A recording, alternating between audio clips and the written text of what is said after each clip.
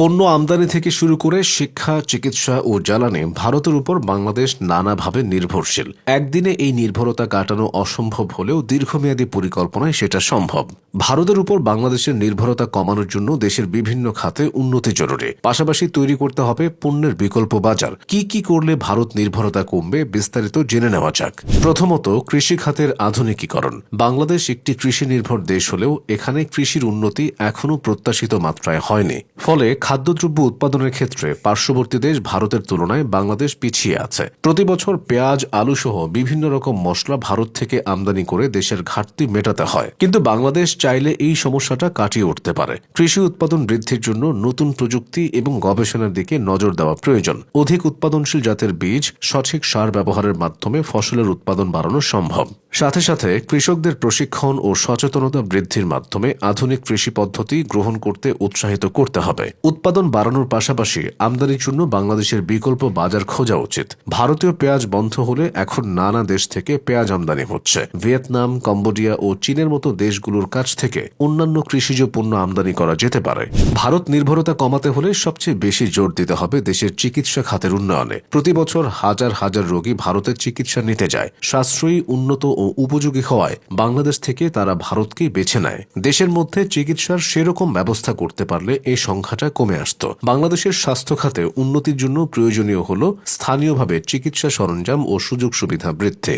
সরকারি ও বেসরকারি প্রতিষ্ঠানগুলোকে গবেষণায় বিনিয়োগ করতে হবে, যাতে দেশীয় চিকিৎসা উন্নয়ন কার্যক্রম বৃদ্ধি পায়। চিকিৎসার জন্য ভারতের পাশাপাশি বিকল্প দেশ খোঁজাও একটা সমাধান হতে পারে। বর্তমানে ভারত তাদের ভিসা একেবারেই সীমিত করে ফেলছে। এই সুযোগটা কাজে লাগাতে চাইছে চীন সহ অন্যান্য দেশ।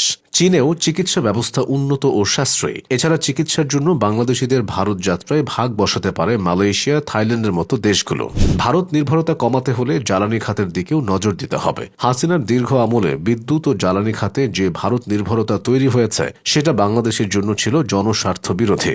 আদানির ঝাড়খণ্ড বিদ্যুৎ কেন্দ্র থেকে বিদ্যুৎ আমদানি নিয়ে বিতর্ক ছিল শুরু থেকেই। ক্রমবর্ধমান ক্যাপাসিটি চার্জ দেশের জন্য আর্থিক বোঝায় পরিণত হওয়ায় হাসিনা সরকারের পতনের পর থেকেই নতুন করে আদানির সঙ্গে চুক্তি বাতিলের দাবি উঠেছিল।